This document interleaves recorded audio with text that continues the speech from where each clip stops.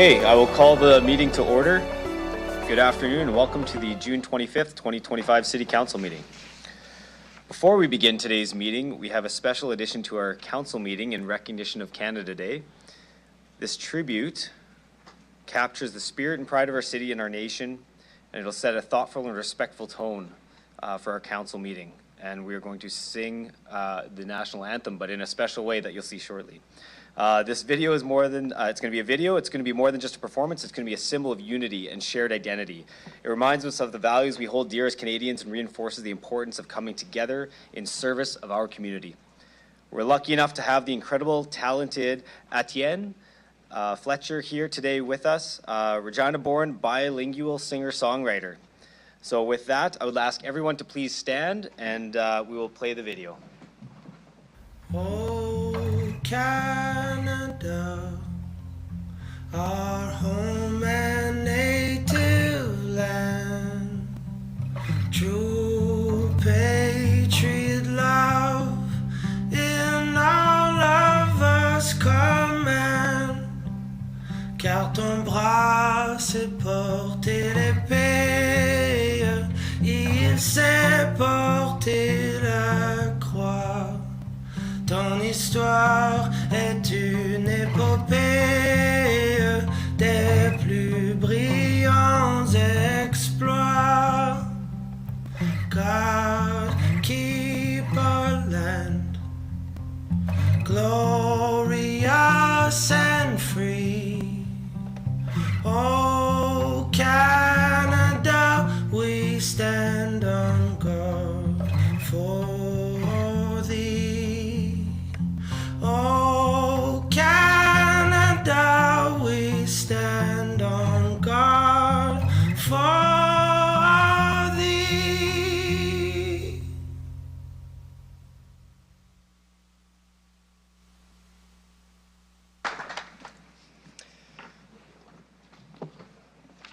Well, that was incredible. Thank you again for sharing your talent and creativity with us. That's absolutely amazing. Meaning and memorable moment for everybody here at Council. So I also want to give a big thank you to Danny Anderson, Communications Manager here at the City, for facilitating the creation of this video with Tandem X Visuals Production Company. Your dedication and time spent to help create such a meaningful piece is very much appreciated. So if both of you could please come forward, we have a small token of appreciation.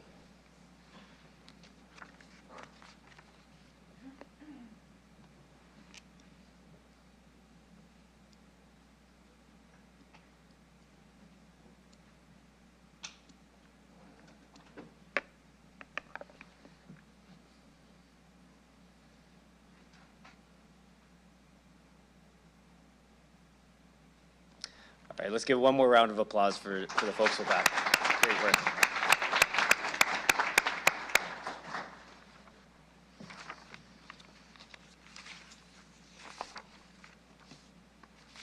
Okay, what a great way to start the meeting.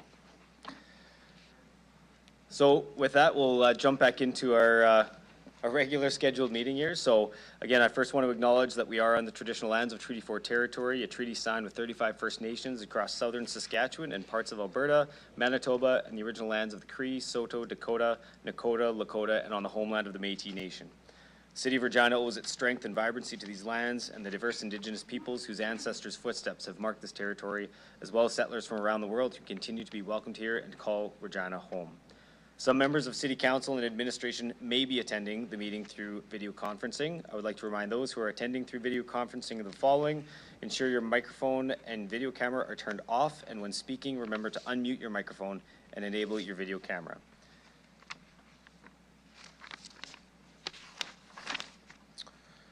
With that, can I have someone move a motion to approve the agenda at the call of the chair with the following adjustments, adding the registered list of delegations and adding Appendix E25-22 to item number CR25-77, appointments to quasi-judicial boards and steering committee.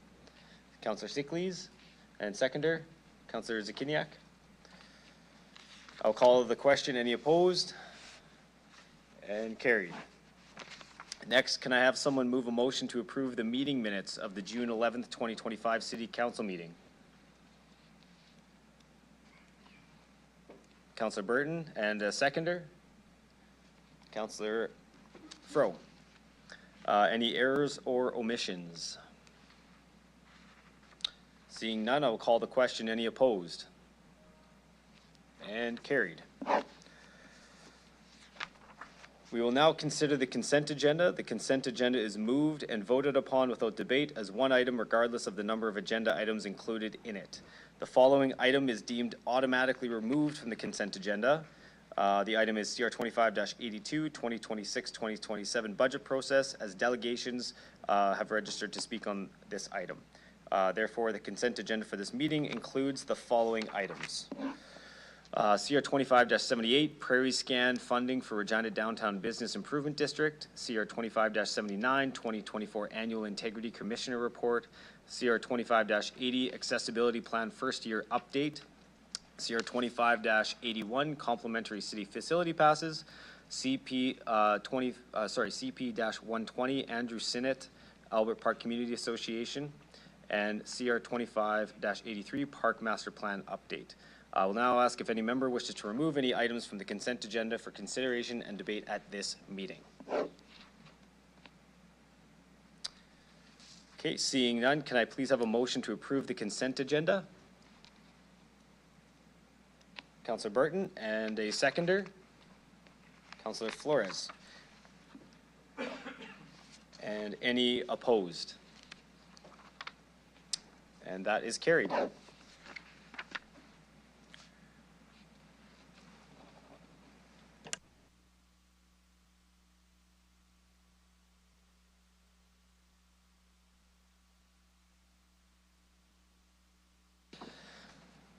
Okay, we'll move on to public hearing, public notice, and related bylaw reports. So this is delegations for the CR 25-75 concept plan amendment and zoning bylaw amendment. So I'd like to call upon delegation Blair Forrester and Nathan Willem. If you could come on down to the delegation table.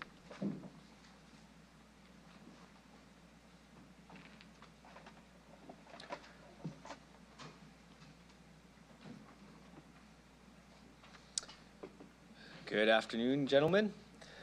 So I'll give you the spiel. I'll get you to introduce yourself for the record, the organization you're representing, if any, what city or town you reside in. You'll have 5 minutes to address City Council, after which you will have the opportunity to respond to any questions that members of Council may have for you. Go ahead whenever you are ready. Good afternoon, Your Worship, Councillors, and City Administration. My name is Nathan Wilhelm. I am the Vice President, Development and Construction with Forrester Harbour Development Corp. With me at the podium today is Blair Forrester, President of Forrester Harbour Development Corp. Today, FHDC and West Terra Development Corp. Are excited and proud to bring forward our West Terra Concept Plan and Land Use Amendment application for your consideration. West Terra was the first neighbourhood plan created under the Design Regina OCP to come before Council and Administration back in 2014. Through the City Clerk, I have provided a package to each of the councillors, and in that package, our applications focus on Phase 1, Stage 2 lands with the West Terra Neighbourhood Plan area located in West Regina. As noted by the administration in the report, the proposed amendments continue to support the vision and facets of complete neighbourhood as outlined in Regina's Design Regina, the official community plan. Since approvals in 2014, the Phase 1 concept plan has since undergone amendments and subdivision approvals supporting ongoing development. As noted on page 4 in your packages, both residential and commercial land uses exist in the north portion of Phase 1. This includes 2 community parks, Sharp and Sarita Park. With the recent announcement on Costco and a renewed interest from other commercial tenants, the Horizon commercial land within West Terra will begin construction shortly. Continued surrounding uses include light industrial to the south and the Sakamay First Nations Reserve to the west. On page 5, key drivers of Phase 1, Stage 2 concept and land use amendments have been the need to respond to updated market conditions and active and renewed interest from industry. Amendment objectives are to increase medium density residential, provide further block and road network efficiencies, and adjust park allocation and distribution. In turn, these objectives aim to support increased housing supply and variety with more efficient connections and access to residents' amenities. Continuing on page 6 of your packages, you'll see that there's a side-by-side comparison of the approved 2015 concept plan with the proposed concept plan. The proposed concept plan will see increases of approximately 15 acres of medium density residential distributed across the plan area along inner loop connector roads linked to local pathways, networks, and primarily adjacent to the planned centralized Park D. Increases in high density residential will be reconfigured in the planned southeast area adjacent to minor arterial roadways and nearby Park C. On page 7, you'll see that we show circulation and incorporate direct linkages across 18-meter local roadways while enhancing pedestrian connections by use of a 6-meter laneways and municipal walkways. Overall, this will result in a minor reduction to overall roadway area. On page 8, the proposed parks and open space amendments include maximization of Park D to centralize access to all residents and provide flexibility for future programming. Park C has and is also centralized within southeast area of the plan to provide localized neighborhood amenities.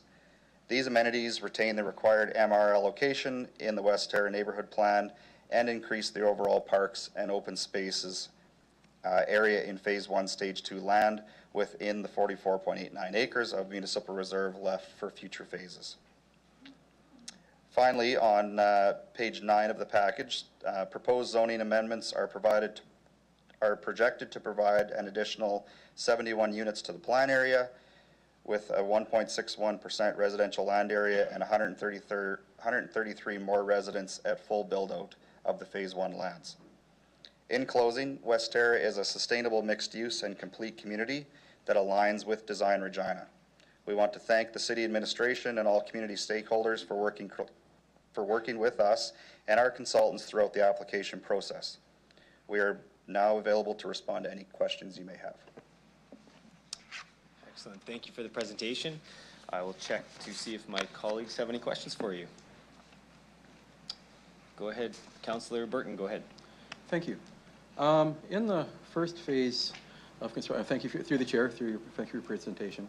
In the first phase of construction in West Terra near Trinity Manor on one of the streets there was significant problems with the roadways after on the east side of Trinity Manor. That's the retirement home that's there. And it was such that if you were going in a vehicle there, we might be able to sell tickets at the QCX, that it was such a bucking ride as you went down the street.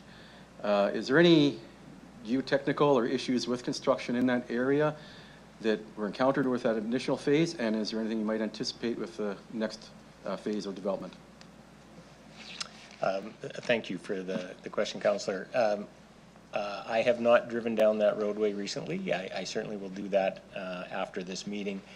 But I think you can probably drive through every new neighborhood in the city, and I'll ask you to drive down Gordon Road west of the Grasslands project, and I think you'll encounter probably a similar situation. There are circumstance in road construction where maybe some of the sub-base was not sufficient. Each one of these roads is tested throughout the development process, and like in any one of our projects, we'll endeavor to make sure that that the material testing happens and we deliver the roads to the standards of the City of Regina. Those roads were certified, each one of them, at the time of completion and when they were turned over to the city in the final completion certificate portion of the development. So I'll take a look at that, but you can be rest assured that if there is a problem there, we'll be making sure that, to the best of our ability, that doesn't happen again. Thank you.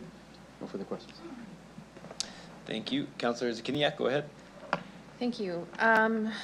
Okay, so maybe we'll start with this. I believe I saw in the engagement summary that this there was notification of this report and these recommendations that was sent to all of West Terra. Is that accurate? I think that's correct.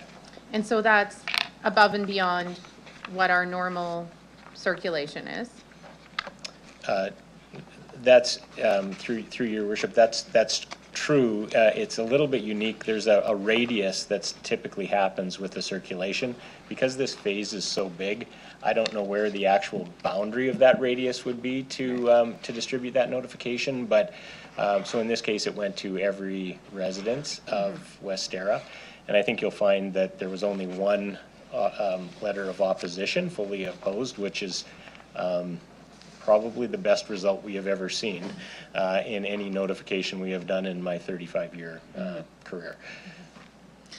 And so, yeah, I did see that folks are excited about the increase in park space, and I've certainly heard that as the area's counselor. And another question is the ability for you to move on stage 2 of phase 1. What impact did the decision in relation to Costco have on this coming forward and the timing of this? Yeah, through your worship, it was probably the most important aspect of garnering the interest from the builder community and moving forward with this phase. Right from the outset, probably the #1 complaint we have received was the lack of amenities in West Regina. As I've mentioned in front of this council and previous councils, I don't believe it should be solely on the back of the development community to provide amenities in an area that is chosen within the OCP. Certainly commercial amenities, though, is one that we take full responsibility for and have worked since 2013 to execute on the vision that we promised the residents of Westera.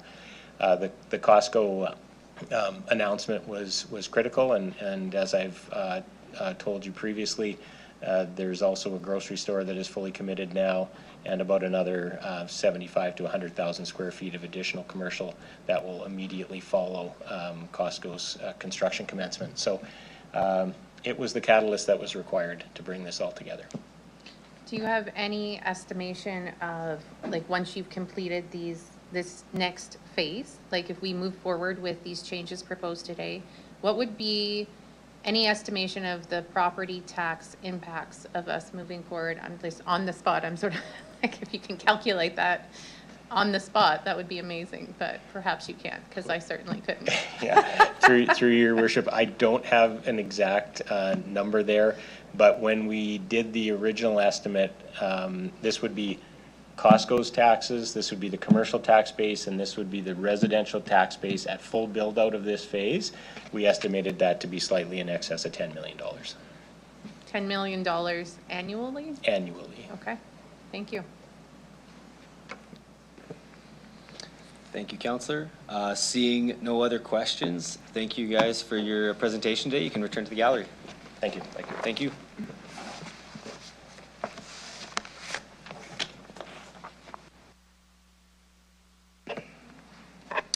Okay, we will now consider item CR 25-75, Concept Plan Amendment and Zoning Bylaw Amendment, 8108 Dewdney Avenue.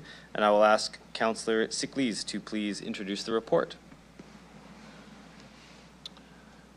Through you, Your Worship. As soon as I find it, I was scrolling ahead.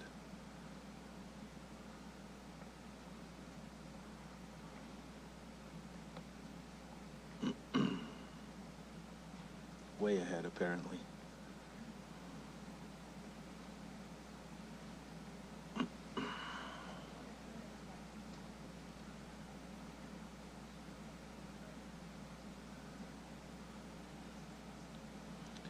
CR 25-75.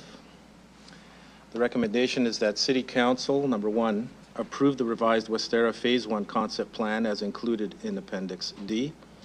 Number 2, approve the application to amend the Regina zoning bylaw 2019 by rezoning the property legally described as part of all those numbers and letters, extension 4, as shown in Appendix F, and amend zoning map 2088A and 2288A accordingly. I hope it's okay that I summarized all those letters and numbers. Is that all right? Okay. Yeah, that's fine.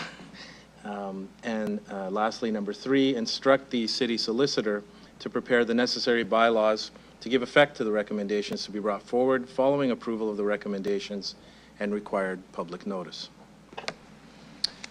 Thank you, Councillor. Can I have someone move the report? Councillor Radens. And a seconder, Councillor Fro. Councillor Radens, do you wish to speak to the report? Okay, I'll ask if any members have any questions on the report.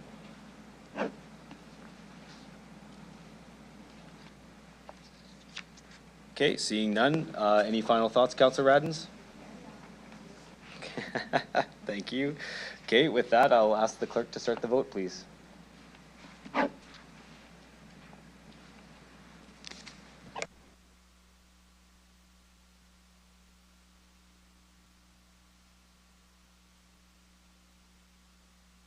Councilor Mancinelli, can I get your verbal vote? Sorry, can you say it again? In favor. Thank you.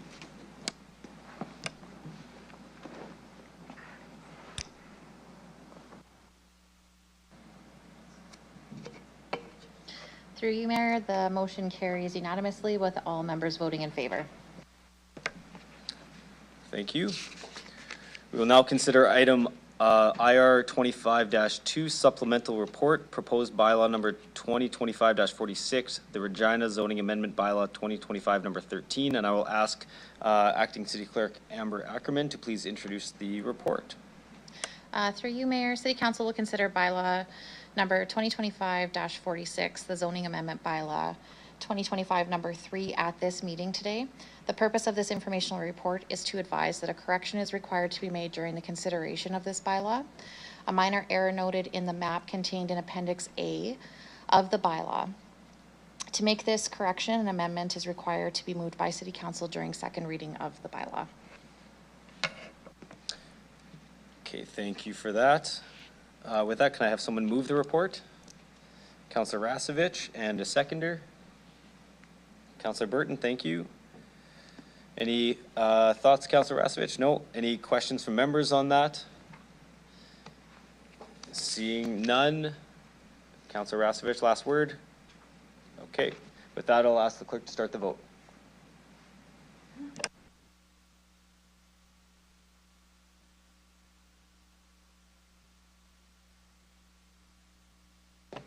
Councillor Mancinelli, your verbal vote. In favor. Thank you.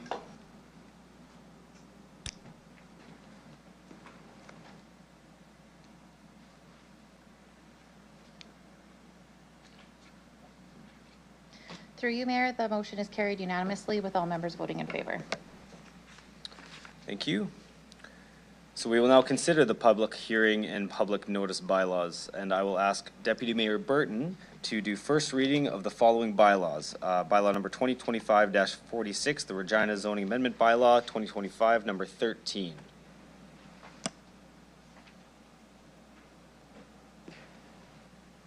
I move, seconded by Councillor Mancinelli, that bylaw number 2025-46 be introduced and read a first time.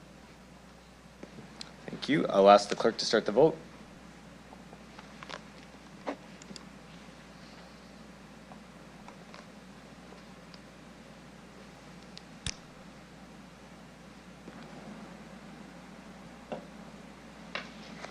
Through you, Mayor, the first reading of the bylaw is carried unanimously.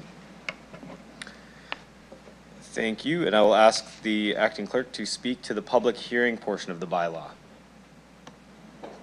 As required by legislation, the following bylaw requires a public hearing. Bylaw number 2025-46, the Regina zoning amendment bylaw 2025 number 3. To amend the Regina zoning bylaw 2019 by rezoning property located at 8101 Dudney Avenue to accommodate residential development and open space in the Westera neighborhood. Is there anyone in the gallery today that wishes to address City Council on this proposed bylaw? There appears to be no one, Mayor. Thank you. With that, I'll ask Deputy Mayor Burton, could you please do second reading of the bylaw as amended? I move, seconded by Councillor Bezo, that bylaw number 2025-46 be read a second time with the following amendment: that the map shown in Appendix A of proposed bylaw number 2025-46 be amended to apply the PS Public Service Zone to the narrow parcel currently missing any zoning designation.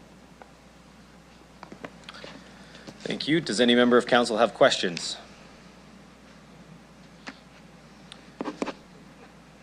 Okay, with that, I will ask the clerk to start the vote, please.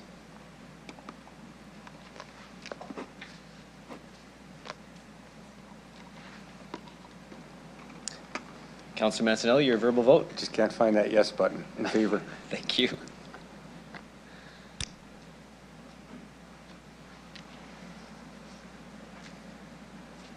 Through you, Mayor, second reading of the bylaw as amended is carried unanimously. Thank you. Deputy Mayor Burton, can you please do consent for third reading of the bylaw as amended? I move, seconded by Councillor Rasevich, that bylaw number 2025-46 go to third reading at this meeting. Thank you. I'll ask the clerk to start the vote.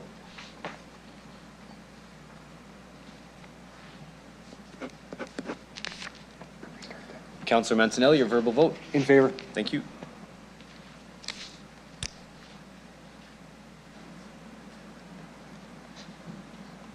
Through you, Mayor, consent for third reading of the bylaw as amended is carried unanimously as required by law. Thank you. And Deputy Mayor Burton, can you please do final reading of the bylaw as amended?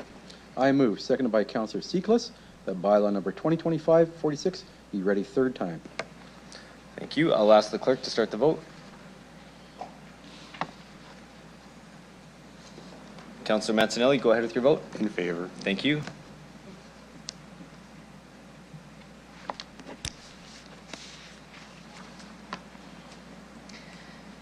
Through you, Mayor, the third reading of the bylaw as amended is carried unanimously.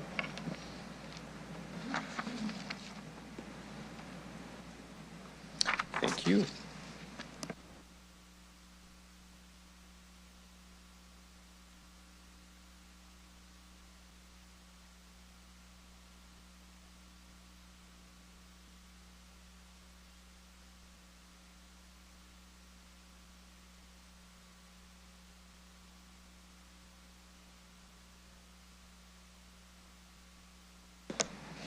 Okay, so we do have, so with respect to item CR 25-76, municipal front-ending lift stations, we do have 3 delegations here, but they do not have a presentation. They're here if members of council have any questions for them. This is the report that we considered last week at executive committee. So if any member of council has questions for those delegations, they can put their light on. Otherwise, we would move past into considering the report as is.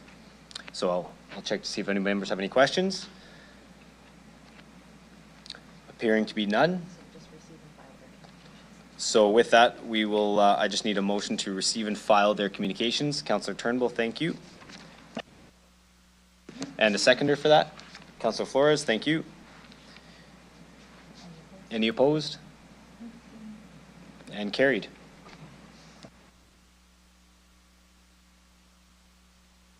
Okay, we will now consider item CR 25-76, municipal front-ending lift stations, and I will ask Councillor Burton to please introduce the report.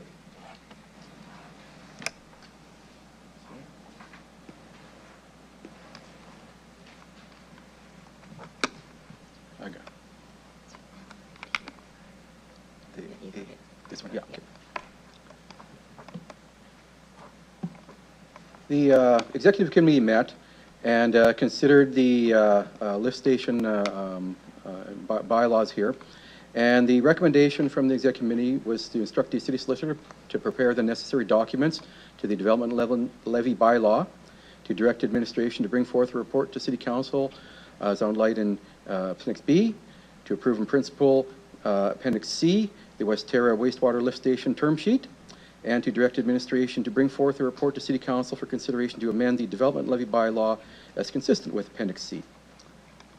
It also to approve the transfer of $10,991,000 from the General Utility Reserve to the capital project account, to delegate authority to the Chief Financial Officer and Deputy City Manager to apply for the expected intake of Canada Housing Infrastructure Fund, and to authorize the CFO and Deputy City Manager to, subject to the necessary borrowing bylaw, to negotiate with financial institutions to obtain long-term debt financing for the purpose of funding the construction.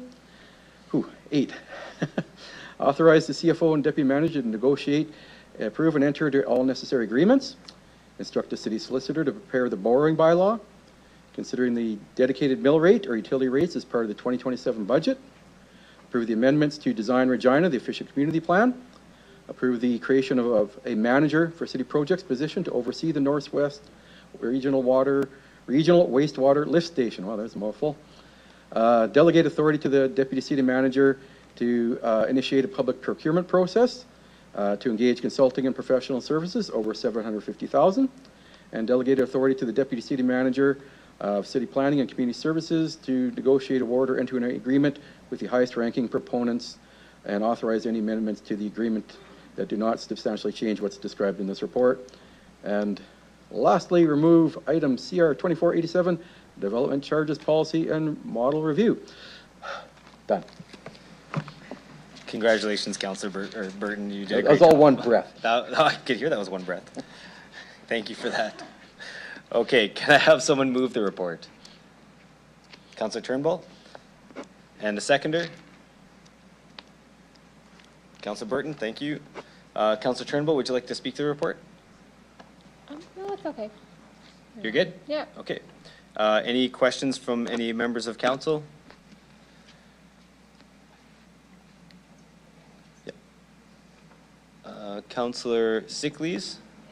Yeah, I should have asked this in exec. Does this preclude us from having a developer fund a lift station in the future? Should that ever happen?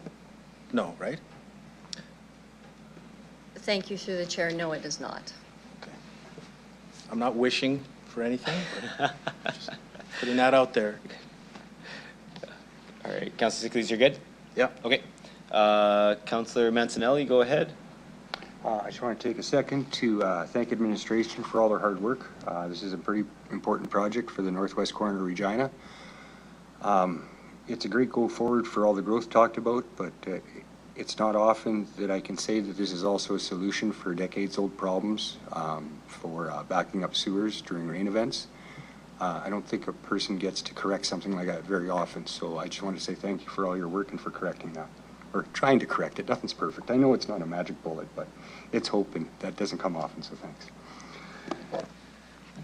Thank you, Councillor. Councillor Zakiniak, go ahead. Thank you. So I guess I do have a couple of questions. The first one I will ask is, so this is, specific to the Northwest Regional Lift Station and Westera, but both are a bit different. In relation to the Westera lift station, can I just understand the timing? Is it that we're first moving forward with the Northwest one and then Westera? What's the timing of the financing, like the sequence here, if this gets approved? How will that work?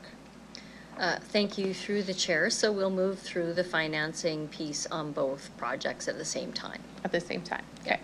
So, okay, so secondly,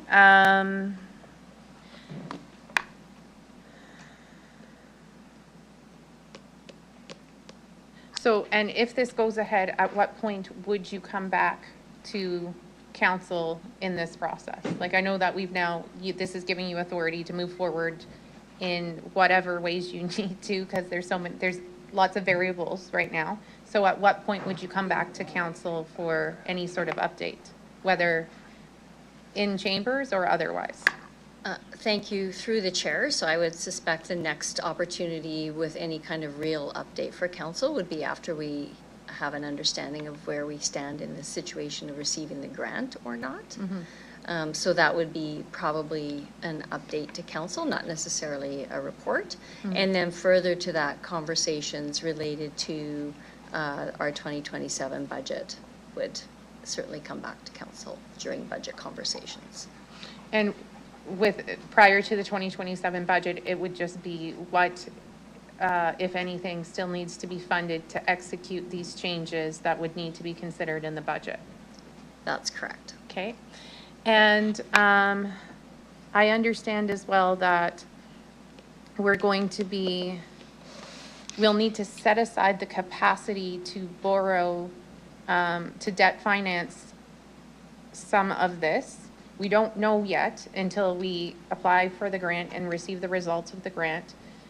We don't know what we would need to debt finance, but we're first setting aside the ability to debt finance. Is that accurate? Through the chair, yes, that's correct. And that ability, however much, like, which would be like a worst case scenario, if everything else falls through, then we debt finance. Do we have the capacity to debt finance the worst case scenario within our current debt limit? Thank you. Through the chair, yes, we do. Okay. And then I guess we're planning to use some of the Housing Accelerator Fund for growth enabling, that was set aside for growth enabling infrastructure. So when I read that, does that mean essentially greenfield development? This was HAF money for greenfield development, and this is how we want to support greenfield development. Thanks for that question. Through the chair, with relation to the Housing Accelerator Fund funding, we would take into consideration what is needed for this project, or perhaps the next stage of this project, depending on how our results are in terms of what we're delivering. So we made commitments to the federal government with the Housing Accelerator Fund. We want to ensure we're meeting those commitments. Mm-hmm. So all those things taken into consideration, we did outline approximately $12 million for infrastructure. We may use a portion of that to help fund this project. Okay.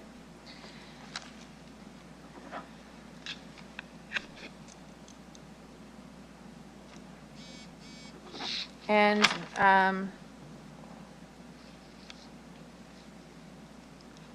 perhaps finally,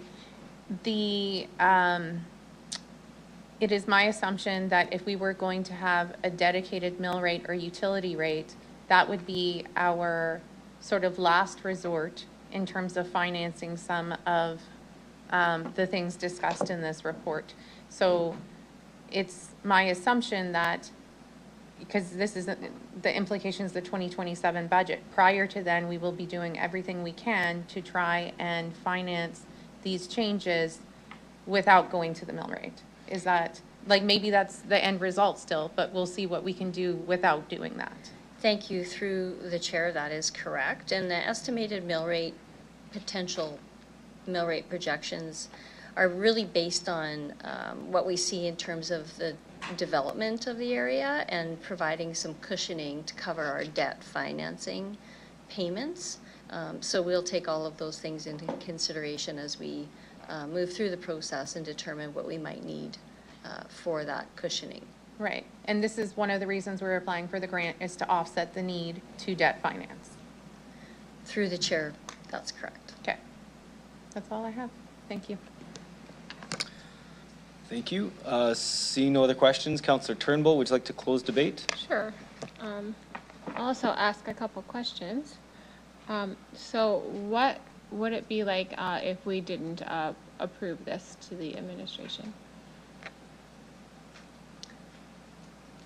Thank you. Through the chair. So to understand your question, if we do not, if council chooses not to approve these recommendations, I guess the implication would be that the Northwest Lift Station would have to be paid for by the developers instead of the city front-ending it. And the development community has indicated that that is cost prohibitive for the area. It's a very large area of land and a sizable lift station required to service the area. So I guess the land would likely sit there until funding would become available to advance this project.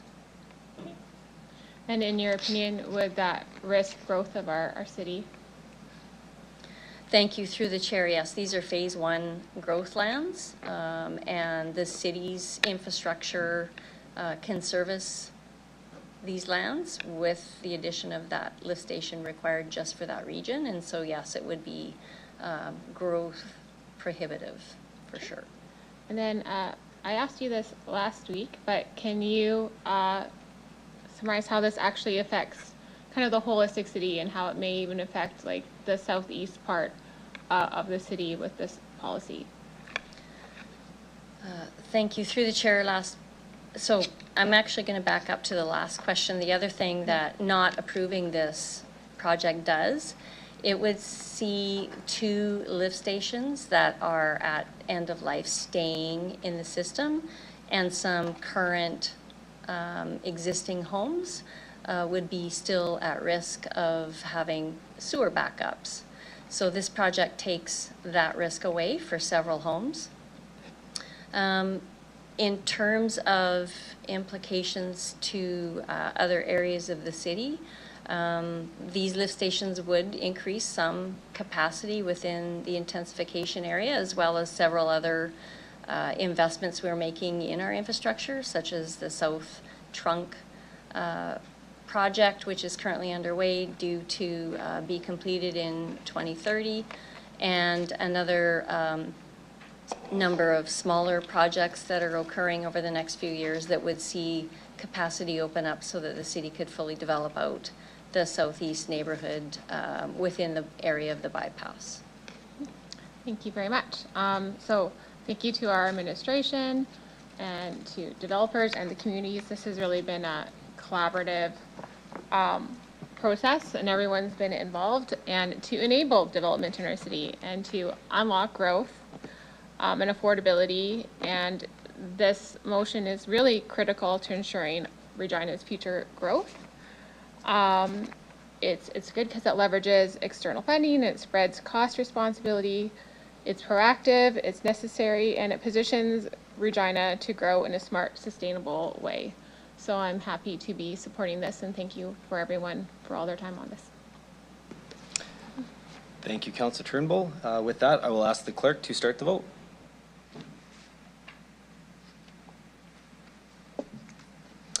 And Councillor Mancinelli, I'll take your vote verbally. In favor. Thank you, sir.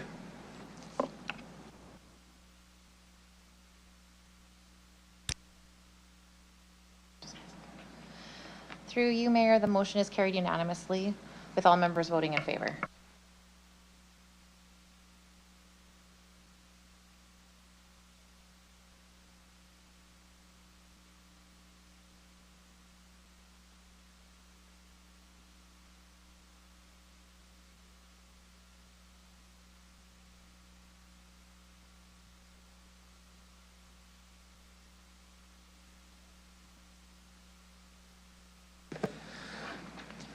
Okay, we will now consider item CM 25-10, request for extension board of revision, and I will ask Acting City Clerk Amber Ackerman to please introduce the report.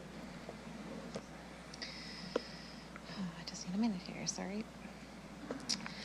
Through you, Mayor, all hearings and decisions on appeals before the board of revision must be completed by the decision deadline of July 28th, 2025, unless a decision deadline extension is granted by City Council in accordance with the Cities Act. This is the first time that a request for extension has been brought forward to Council asking for an extension, because there was an amendment made to the Cities Act that provides Council with this authority to make this decision. Prior to this, the Board of Revision just had to apply to Government Relations asking for approval. So that's why this report is before you today. The Board of Revision is formally requesting City Council approve an extension date of not more than 90 days from the July 28th, 2025 decision deadline to October 24th of 2025.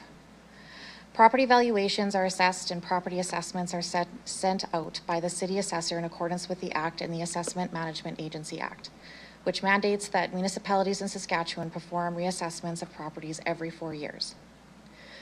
Revaluation years typically see larger volumes of assessment appeals to the Board of Revision than other years. In 2021, the Board of Revision heard a record number of assessment appeals at 576 appeals.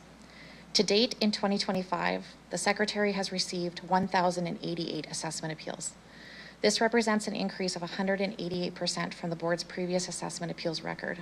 The purpose of this report is to submit a request for extension on behalf of the Board of Revision to ensure all hearings and decisions on appeals before the Board of Revision are complete by the decision deadline in accordance with the Act.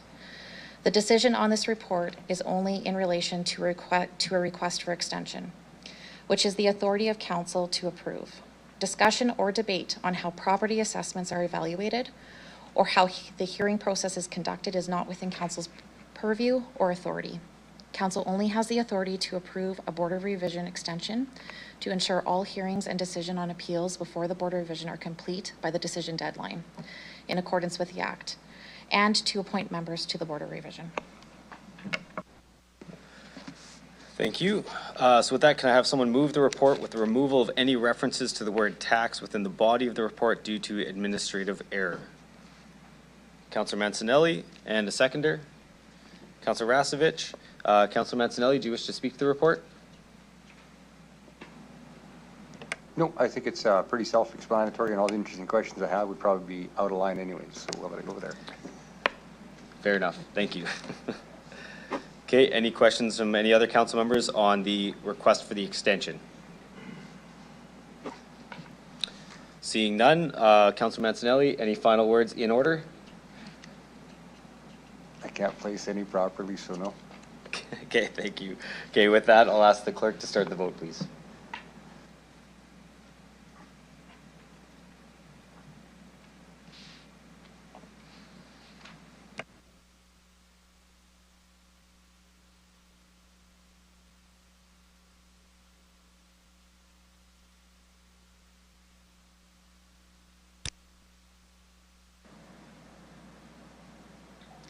Through you, Mayor, the motion is carried unanimously with all members voting in favor.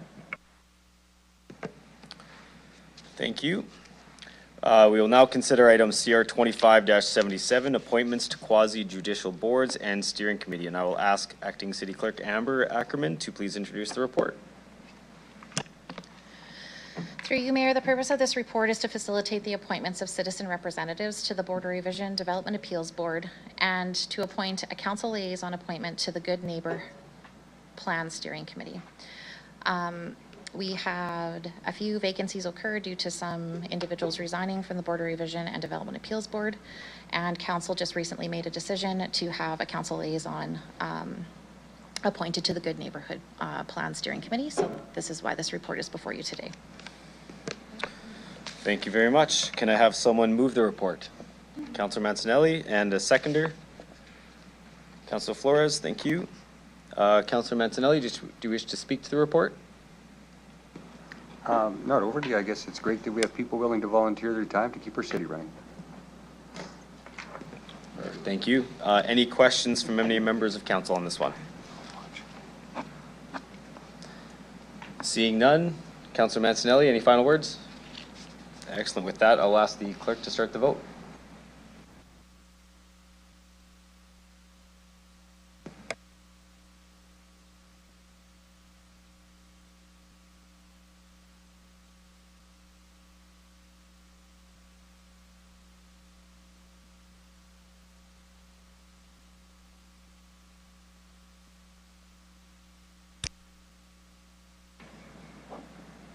Through you, Mayor, the motion is carried unanimously with all members voting in favor.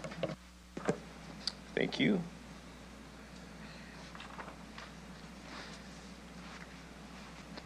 Okay, we will now hear delegation for the CR 25-82 budget process. So I'd like to call upon Delegation Jim Elliott to come on down to the delegation table.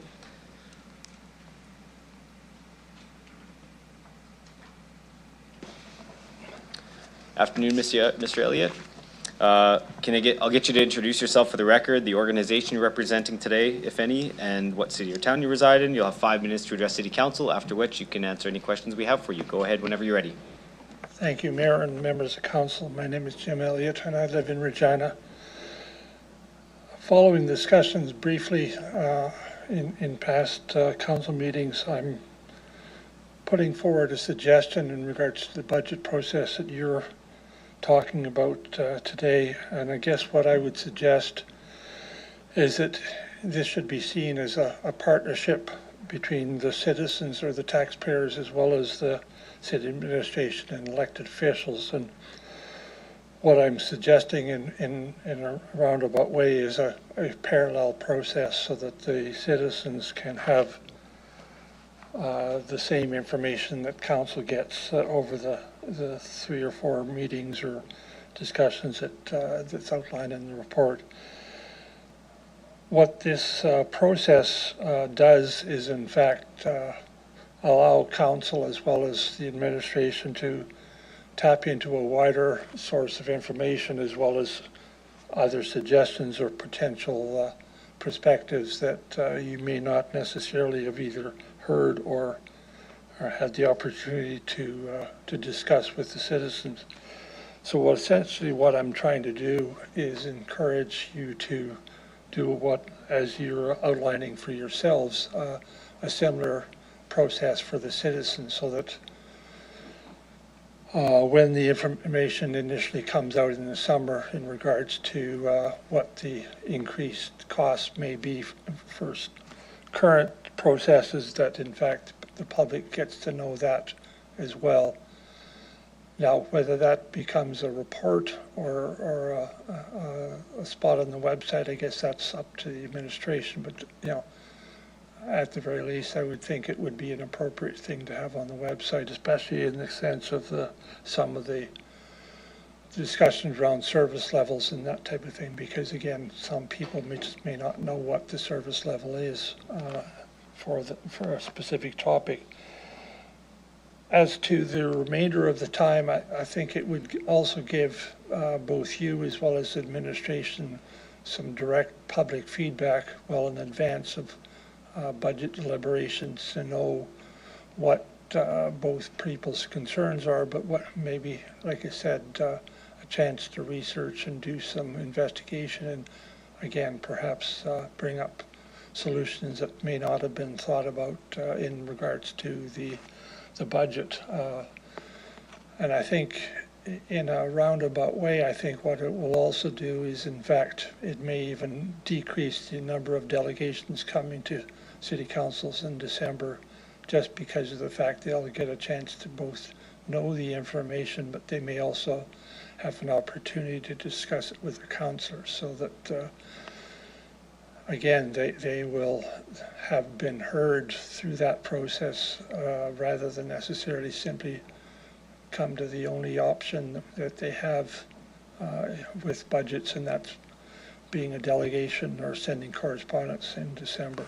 So with that, I'm happy to answer any questions and see what proceeds. Thank you. Thank you, Mr. Elliott. I'll check with my colleagues if anyone has any questions for you today. Councillor Zakiniak, go ahead. Jim, just to summarize what you said you're looking for our engagement with the public to also increase and to mirror the public engagement to also, if we're having more council engagement on various components of the budget, you would like to see us do the same with the public, like in a brief summary. Yeah, in either an actual public forum or through provision of materials on the website. Right. Yeah. Okay. Thank you. Thank you. Seeing no other questions, thank you for your presentation today, Mr. Elliott. You can return to the gallery.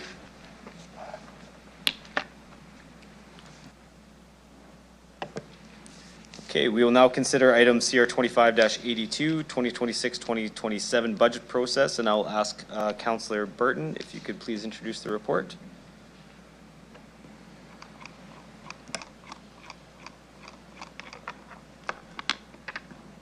Okay. At the previous exec meeting here, the City Council recommended that the Executive Committee, recommended that City Council approve the recommended 2026-27 budget process outlined in this report and approve the recommendation at its June 25th, 2025 meeting. The Council wished to express its desire to update the budget process because the previous one lacked as much transparency as required and did not provide enough time to adequately debate the contents of the budget. With that, yeah. Thank you, Councillor Burton. Could I have someone move the report? Councillor Turnbull? And a seconder? Councillor Zakidniak, thank you. Councillor Turnbull, do you wish to speak to the report? Okay. Any questions from members of council? Go ahead, Councillor Zakidniak. Thank you. So I just did want to, the delegation who came mentioned about public engagement, which I think is a fair point.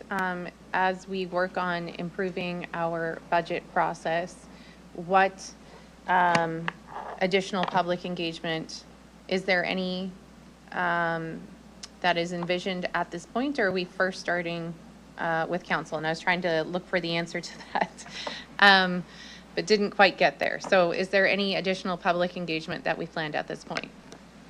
Mr. Anderson, go ahead. So yes, through the chair. So all of the planned additional meetings would all be public meetings, okay, and all the information would be shared public unless there was some reason we felt it was commercially sensitive that had to be remain private. But yeah, this will increase our public awareness of the budget process as well. Okay, great. So I think that's a good start. As you noted, there'll be public meetings. We'll see what engagement we get from that, and then we can continue to refine the budget process, both in terms of what do we need to know, or like what more involvement or changes we'd like to see. And then if we feel that there's additional changes needed for the public. So I think it's a great start, and I'm happy that we're going to make these changes. Thanks. Thank you. Any other questions from councillors on this one? Okay, with that, I'll go back to Councillor Turnbull. Would you like to close debate? Some questions. Go ahead. So I'm glad we're reviewing this and doing things a little bit differently and continuing to improve. I did want to ask questions. So if there is budgets which have been moved via council, what is the obligation for them to show up on the budget, or is it up to the administration to be able to remove items at discretion? Go ahead, Mr. Anderson. So yes, through the chair, good question. So whenever anything is passed through council, we have to put it in the budget. So for instance, the conversation we just had around the lift stations, right? Council approved process, that will be added to our budget and will be in the service level budget. If council approves something for deliberation at budget time, that's what will go on to this, we call it a secondary list, right? So we'll have a service level budget, which is the cost of what council has already approved for service levels. And then we'll have a secondary list that says, I think I'm gonna use it as an example, playgrounds. So at one of the council meetings this year, we suggested that we consider adding $1 million to playground budget. Now that wasn't approved by council to add, it was approved to consider at budget time. So that will go on the consideration list. So both things will come to council, but the service level budget will be based on what council has already decided as a service level and approved. So last year there wasn't a consideration list, was there? Like this is new? Through the chair, that's correct, that is new. So we're sort of bringing that process through to increase transparency as well. Okay, so the accessibility budget, which was not included last budget and was taken off via administration's discretion, I guess, it's coming back this year. Would that be on the consideration, or would that be prior approved? So through the chair, that will be on the consideration, as it was not an approved council expenditure. So it was approved as to be considered at budget time. So if something by council is approved to be considered at budget time, we will consider it at budget time. If it has been approved as, so we had some changes to our accessibility bylaws, those will be incorporated in the service level budget because that's already approved. So this is a little bit different than than I was led to believe last week. So give me a second. I was under the impression that the accessibility item was going to be showing up on the budget this year because it was not included last year. Yes, so it will be showing up in the budget, sorry, through the chair. It will be showing up in the budget through the points to be considered, as it has not yet been approved by council. Okay. And I guess, will you be able to give council a better guideline of what wording to use in our motion to what makes the budget and what is in consideration, as it is hard to navigate. Yes, so through the chair, so yes, if something is put through in a bylaw to be considered at budget time, it's essentially like tabling, new guy. So, but essentially it's saying, let's have the conversation on whether or not we want to include this in the budget at budget time. If, for instance, the motion that was just passed around the lift stations, council has approved us pre-funding the lift stations, right? So that's in now a new service level. If we approve, so there was earlier this year, changes to what we want for parks going forward. That was approved by council. That will be built into the service level. But if council says that they're approving for consideration at budget time, that's essentially all it is we're considering it at budget time as an additional add to our service levels. Okay, I will have to go back to the accessibility. It was a couple years ago, but I believe that should be included and I will be looking for it.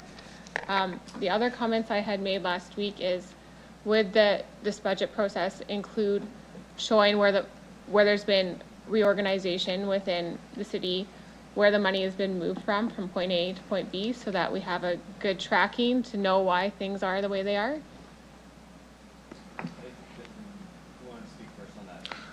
I have something to add, but Mr. Anderson can go first. Okay, Mr. Anderson, go ahead. So yes, through the chair, yes, we're going to try and make that more clear this year, where budget has moved from one area to another. Last year, there was a big change in the way the budget was presented based on feedback from the A&F committee previous to that. So I think that with all the changes, it was probably a little less clear. Hopefully this year, when we move something just around internally, that it'll be more clear in the budget documents. Okay. Yeah, acting city manager, go ahead. Thank you, Mayor. I just wanted to add to where Mr. Anderson was coming from, was to explain very explicitly for members of council that one of the things the clerk will caution you on with any motion is, are you saying you want the money in the budget or is it considered? So if it's considered, if it's going to be considered during the budget, as Mr. Anderson said, it'll be out there and we will show you the impact of what it would be to add that particular expenditure. If, on the other hand, around the table you vote to explicitly put it in, then he's tasked with identifying offsetting ways to fund it, and you've already pre-committed funding. So there is a distinction, and so the clerk will watch very carefully on any motions to ensure that the understanding from council is clear. Is that you just want to talk about it and weigh it against other options, or do you want to fund it outright and wait till the budget comes to see what else is going to have to be offset? So, and then with your indulgence, Mayor, I'll just ask Ms. Bryden to explain the related questions as they relate to playground accessibility. Okay, go ahead, Ms. Bryden. Thank you. Through the chair, just to provide some clarification around things like changes to our design standards, such as our design standards for playgrounds. Any of those design standards that are approved by council will be incorporated into the capital projects as those come forward. So those are different. So in the case of playgrounds, in order to meet those design standards for accessibility, there is more of a cost to those playgrounds. That will be included in the capital budget as it's presented to council. Okay. Just to be clear, most of my questions were about the accessibility plan, just to be clear.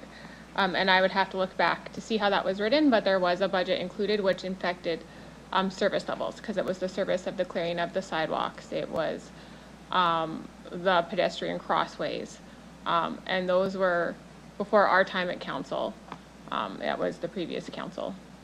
And it was listed in last year's budget to be included in this year's budget and in the back, just so. But also another question is, for this budget, something has come up, will there be an organizational chart also provided with this budget? Go ahead, Mr. Anderson. So through the chair, yes, so we do post publicly organizational charts, so hopefully we'll continue to do that. And then where appropriate, if it's needed to explain the budget, then we will work on that. Okay, I think that's the majority of my questions. I can email about the accessibility stuff. So thank you so much for your time. I'm really glad that we're growing together to do this budget process as better in a more transparent and accountable way for everyone, and easier for everyone to understand where our tax dollars are going. So thank you so much for your work on this. Okay, thank you. And with that, I will ask the clerk to start the vote, please.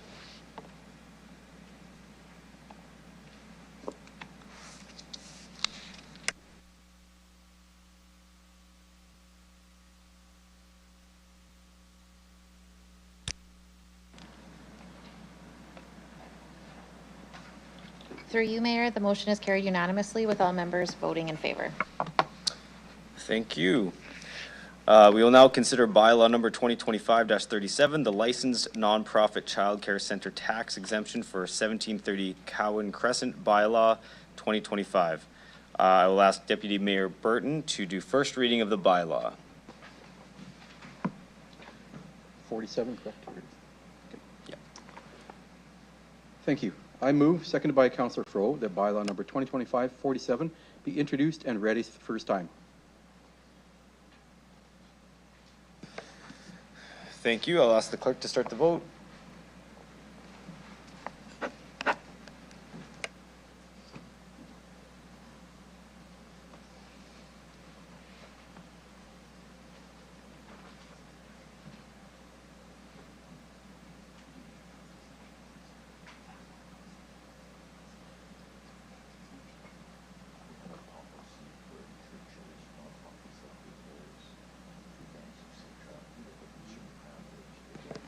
Councillor Rasevich, okay,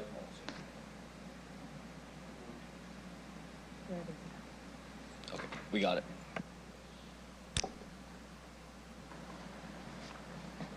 Through you, Mayor, first reading of the bylaw carries unanimously with all members voting in favor. Thank you. Deputy Mayor Burton, can you please do second reading of the bylaw? I move, seconded by Councillor Turnbull, that bylaw number 2025-47 be read a second time. Does any member of council have any questions?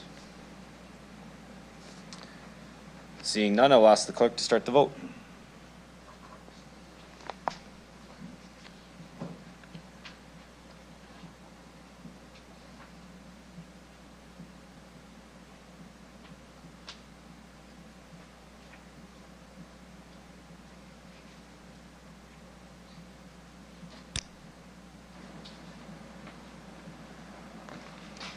Through you, Mayor, second reading of the bylaw is carried unanimously with all members present voting in favor. Thank you. Deputy Mayor Burton, can you please do consent for third reading of the bylaw?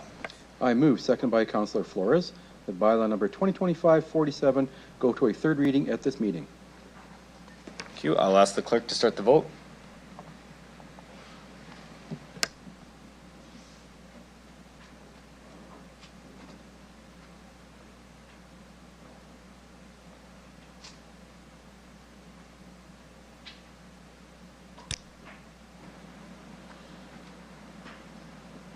Through you, Mayor, consent for third reading is carried unanimously as required by law. Thank you. Deputy Mayor Burton, can you please do final reading of the bylaw? I move, seconded by Councillor Radons, that bylaws number 2025-47 be read a third time. I'll ask the clerk to start the vote.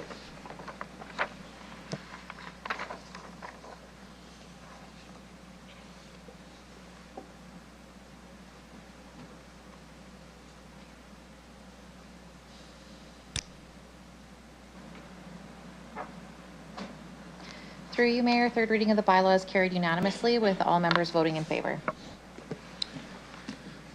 Thank you. Final question. Can I have a motion to adjourn the meeting? Councillor Bezo and the seconder. Councillor Mancinelli. Any opposed? And carried. Thank you, everybody.